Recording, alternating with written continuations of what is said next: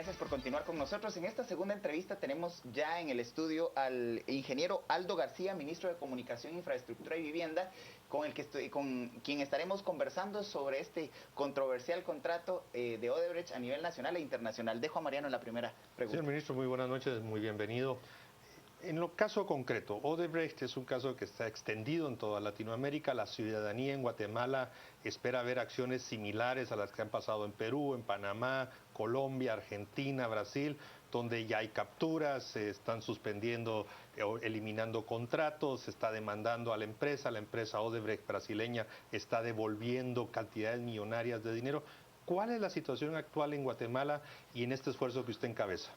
Bueno, buenas noches antes que todo. Yo igual también quisiera ver eso. Créame que también quisiera ver que nuestro país estuviera accionando. Ese es un tema como si dijéramos, no complejo, pero es un tema muy de Ministerio Público. Si ustedes se dan cuenta, en Perú, Dominicana, el tema de los otros países, Panamá, el Ministerio Público es el que ha accionado fuertemente, muy fuertemente sobre este tema. Nosotros ya le aportamos bastantes pruebas desde agosto del año pasado. Una de las fiscalías está muy atenta a este caso, nos pidió toda la información, fue extensa, verdaderamente extensa. Nos la han pedido recientemente sobre finales de año nuevamente otra fiscalía y a principios de año otra fiscalía nuevamente. Entonces creo que el Ministerio Público está activo, nosotros también. Un poco cansados de estar pues dando bastante información, pero toda la estamos proporcionando. Señor ministro, ¿por qué el contratista decide no continuar con la obra?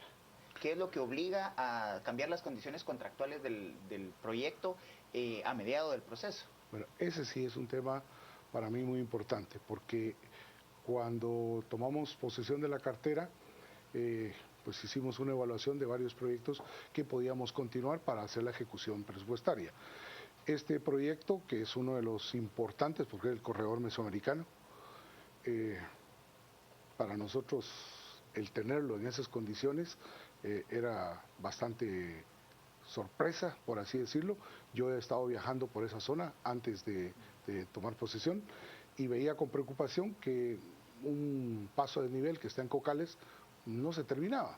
Claro, al tomar posesión es de las curiosidades que me quedan, entro, averiguo y me doy cuenta, pues obviamente que no se ha avanzado lo suficiente respecto al proyecto original, que era 140 kilómetros hasta Tecumán.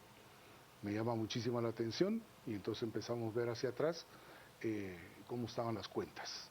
Y ahí es donde pues hay una sorpresa que no es tal vez la más agradable. Habíamos avanzado más con pagos financieros que físicamente.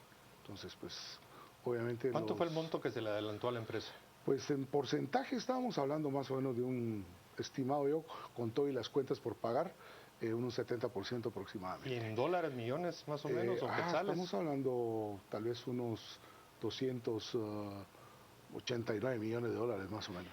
El proyecto vial en este momento está suspendido, señor ministro. Está suspendido. Esa decisión la tomamos en mayo conjuntamente con la empresa, porque la empresa me llegaron a ver y me dijeron, bueno, queremos una cita, veamos cómo está el tema. Yo lo recibí y a partir de ahí empezamos a tener una hoja de ruta para saber por qué razón eso no se terminaba. ¿Y cuáles son las justificantes que le da el contratista para pues, suspenderla? Bueno, el contratista dice, bueno, tuvimos un contrato modificatorio, tuvimos un contrato original y tuvimos un contrato modificatorio.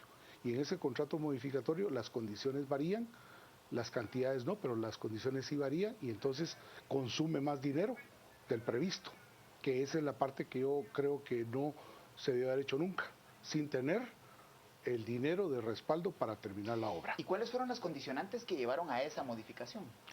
Bueno, tenemos que originalmente tenían 10 años la vida útil del proyecto, un vehículo de diseño de 66.5 toneladas, que es más o menos la regulación que mantenemos a nivel centroamericano, son 57 en Guatemala, pero podemos llegar a otras condiciones. Y en el contrato modificatorio pasa a 20 años de vida útil, con lo cual de entrada ya se requieren más recursos y adicionalmente a eso se tiene que el vehículo de diseño pasa a 85 toneladas. Si lo vemos como carretera, es excelente tener esas condiciones o esas especificaciones, Pero Incluso eso se debió haber los puentes pensado, fueron modificados para... claro, porque ese es el vehículo de diseño, para que puedan soportar una carga mayor. Y eso no es que sea malo, eso es bueno. El problema es que eso se debió haber previsto desde el inicio. ¿Y a no ahora. solicitud del Estado, del Ministerio o de quién se hicieron esas modificaciones, señor ministro? Ese es el tema. O sea, ¿Y a su criterio? Bueno, es que ahí es donde uno empieza a investigar preguntas. Por ejemplo, ¿Asasgua pidió ese cambio? Yo no veo ningún documento. ¿Lo pidió Cementos Progreso? Por tantas cargas que se manejan con... No lo pidió. ¿Quién Pero se pide supone esto? que la autoridad es la única que puede solicitar un cambio en las cláusulas contractuales. Así es. Entonces ahí empezamos a ver reuniones de técnicos, de todo, y se hace el cambio. Se hace el cambio y entonces estas autoridades que hicieron el cambio en su momento, esa modificación, debieron de haber previsto que ese cambio requería más dinero. Y antes de hacer el cambio, debieron haber tenido el dinero de respaldo. Claro, eso significaba ir al Congreso otra vez a pedir más dinero, obviamente. Pero no hay ningún documento de respaldo, algún estudio, algún posicionamiento, señor ministro. Bueno, hay un estudio ejecutivo que lo hace la propia empresa, en la cual plantea que es de las mejores opciones el tener, siento que circulan vehículos con tonelaje mayor, como el caso de la zafra, temas de cementos, etcétera. Hay bastante. Ahora con el tema del níquel, que por cierto nos ha destruido mucho las carreteras, pues obviamente dice, bueno, es lo mejor tener una carretera así. Ahora, el tema no es que sea malo, insisto, el tema es que ese dinero debe haber estado y un funcionario no puede ni debe tomar una decisión de esa naturaleza sin el respaldo que corresponde. ¿Esto llevaría a que el ministerio presente denuncia contra el contratista? ¿No solamente contra funcionarios? No, bueno, ahí va, yo espero, me están haciendo la denuncia ahora, están preparando la parte jurídica, pero pienso que mucho podrá ir en esa dirección. O sea, la sí tengo que esperamos revisar. Sí, mañana tiene que estar mañana puesta la 25. denuncia. Así es. ¿Y la va a ir a presentar al Ministerio Público? Bueno, no necesariamente lo tengo que hacer yo, pueden hacer los abogados, pero sí lo haremos el día de mañana. ¿Y contra Sí, quién en específico, señor ministro? Eso tengo que averiguarlo, vamos a ver la demanda, qué es lo que me está preparando el ámbito jurídico y a ver si yo estoy conforme con lo que se va a plantear. Ahora, en contraposición, señor ministro, ¿hay algún plan del Ministerio de Comunicación, Infraestructura y Vivienda para atender la condición crítica del tramo carretero? Ese es uno de los grandes problemas. Yo, una vez presentado el Ministerio haciendo su trabajo, nosotros haciendo el nuestro, la pregunta es, con los usuarios, ¿qué va a pasar con esa carretera? Y yo me aboco al Contralor General, que es el que me controla el gasto. Y le digo, señor Contralor, necesito un acompañamiento suyo. Perfecto, se lo doy. ¿Puedo yo hacer una inversión ahora en esa carretera? Espérese. ¿Por qué? Porque si el Ministerio Público necesita tomar una prueba para plantear una demanda contra la empresa, en contra del trabajador, en contra de quien sea, necesita saber el estado de la carretera. Pero y usted si dice usted la que corrige, desde agosto del año pasado han estado entregando pruebas al Ministerio Público y ese requerimiento no se ha hecho a la fecha. no, ese requerimiento no. ¿Usted considera que el Ministerio Público ha estado un poco lento entonces? Bueno, eso yo creo que hay tanta carga de trabajo que tiene el Ministerio Público, de tantos casos que han salido acá, que este es uno importante, que creo yo que se le tiene que dar mucha atención. Bueno, lo tiene ahí usted el debate sobre este importante tramo carretero y los impactos económicos y sociales que tienen sobre la población que transita por esta importante vía del país. Con ello, vamos a un pequeño corte comercial y volvemos a seguir debatiendo con el señor ministro las condiciones del contrato de Odebrecht.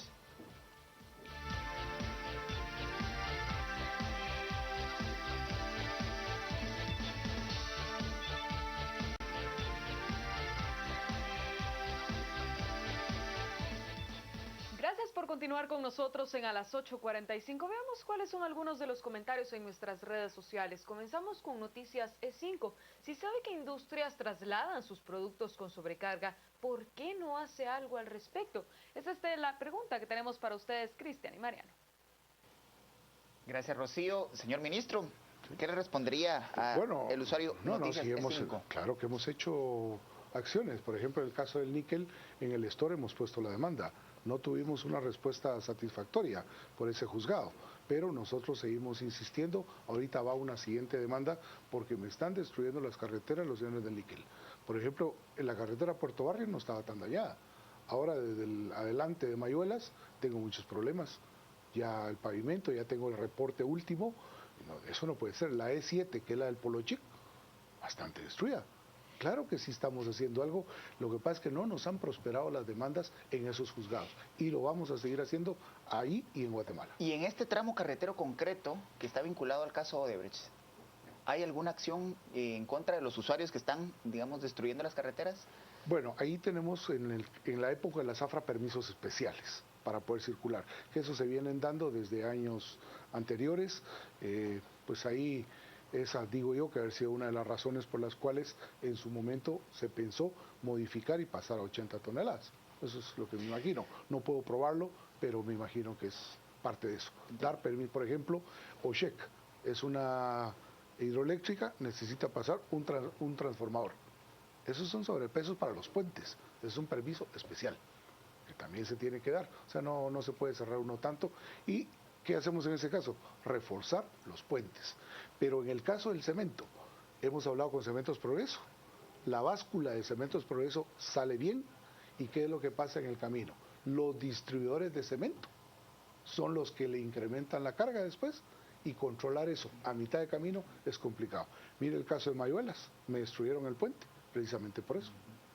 Por un sobrepeso. Un sobrepeso. Lleva infinidad, 1.300 quintales de cemento. ¿Y Provial no le ayuda en esas acciones? Provial me ayuda muchísimo, pero no tiene facultades coercitivas para poder venir y decir, mire, desmonte. Eso lo deberíamos de hacer con pesos y medidas, pero no podemos poner básculas en todos lados. Tenemos generalmente en los puertos las básculas.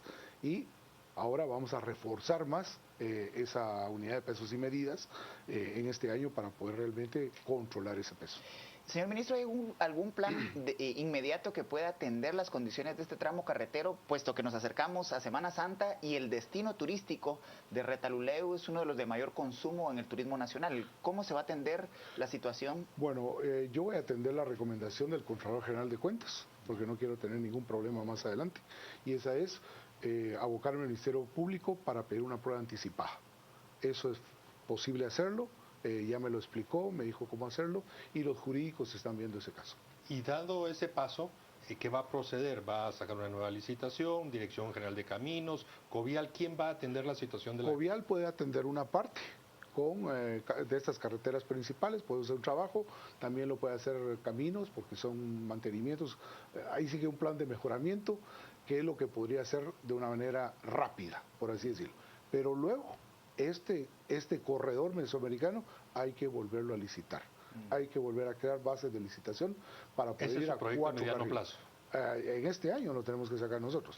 Si bien yo lo único que tengo que determinar es si ya entré en el proceso de liquidación de este contrato, porque esa es una ordenanza que tengo ahora del decreto 5016, que es la ley del presupuesto.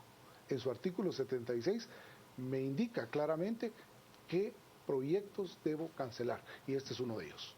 Entonces tengo que entrar en la fase de liquidación y por eso le he pedido acompañamiento al ¿Y el contratista se ha opuesto? No, en absoluto. ¿Ellos estarían dispuestos o aceptaron? Sí, ellos van a entrar en una etapa de liquidación porque eso es lo que ya se ordenó. Ahora, señor ministro, para que le quede claro a nuestra audiencia, ¿quién es el encargado de la supervisión de este tipo de proyectos de infraestructura de alto impacto en el país y por qué no se activó alguna alerta durante el proceso de supervisión de este tramo carretero en particular? A ver, usted qué interesante la pregunta porque esas son las grandes interrogantes que tenemos que ir despejando. Originalmente, cuando se contrató este proyecto, la Dirección General de Caminos adoptó, mientras se salía a licitación la supervisión, adoptó la supervisión y la llevó por año y medio. Cuando se hace el contrato modificatorio, paralelo a eso se va sacando la licitación para hacer la supervisión y se divide en 3 tramos, 1, 2 y 3, y se contratan 3 empresas supervisoras. G-System, Concal y la otra es Implaza. Nacionales las 3. Nacionales las 3. Entonces la pregunta es, ¿qué supervisaba? ¿Qué pasó? ¿Qué supervisaba? Y seguramente hubo pagos hacia ellos. Sí, por supuesto. ¿Y no alertas tempranas? No, porque Odebrecht, por ejemplo, trabajó más en el tramo 1 que en el tramo 2 y en el tramo 3. Señor ministro, con todo este dinero que ha circulado, usted habló más o menos de 290 millones ¿Usted considera que el país va a recuperar algo? Porque además son préstamos que autorizó el Congreso. ¿Vamos a recuperar como país algo de todo el dinero que circuló en relación a este proyecto con Odebrecht? Yo sí tengo esperanza de que se circule a través del Ministerio Público, con la fuerza coercitiva que tiene, y además en la fase de liquidación nosotros tenemos que ver cómo vamos a ¿Hay quedar. fianzas vigentes? Todas están vigentes. ¿Y se pueden ejecutar? Sí, pero vamos a entrar en la parte de liquidación, entonces lo que tenemos que hacer es ver los debes que tenemos con cada uno de nosotros.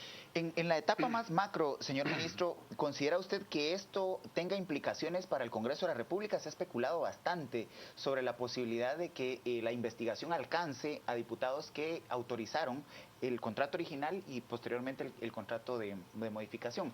¿Cuál es el procedimiento? Bueno, eso del Ministerio Público creo que es el que está encargado de determinar eso, más que el Ministerio. Ya. ¿Qué seguimiento o qué acompañamiento a partir de que ustedes entreguen la denuncia mañana personalizada? ¿Quiénes son esos exfuncionarios a los que usted va a denunciar? Bueno, esos funcionarios son los que tengo que ver, que se está preparando la denuncia, si va con funcionarios o va de una manera general, porque no es solo uno, dos, tres, sino hay varios. ¿Alcanza el periodo del gobierno patriota o más atrás? Pues yo ahora no sé, no le podría responder porque la denuncia la está haciendo ahora el Departamento Jurídico y eso es lo que vamos a verificar. ¿Hay algunos otros tramos carreteros en el país, señor ministro, que estén en condiciones similares, digamos, de prácticamente parálisis como este? No con esa gravedad. Tenemos el otro caso de Sigma, la CA2 Oriente, que también la hemos suspendido porque tiene sus inconvenientes, y luego hay una ordenanza del decreto ese de 50 de 2016 que tenemos que liquidar también esa obra. O sea, esa obra también se va a liquidar con Sigma, ¿y qué va a pasar con ese proyecto? Bueno, esa es una buena pregunta, tenemos que hacer ahí, no está tan dañada la infraestructura como en el otro caso, pero igual hay que liquidar ese proyecto, hay que entrar en ese proceso, es inevitable. Bueno, señor ministro, agradecemos mucho que nos haya acompañado esta noche para discutir sobre este tema que ha generado mucha controversia a nivel internacional, pero ha tenido también sus alcances en el país. Y es así como cerramos esta etapa de entrevistas de su noticiero de las 8:45 y damos paso al debate de las 10 p.m., dejando con ustedes a Marjorie Bonan.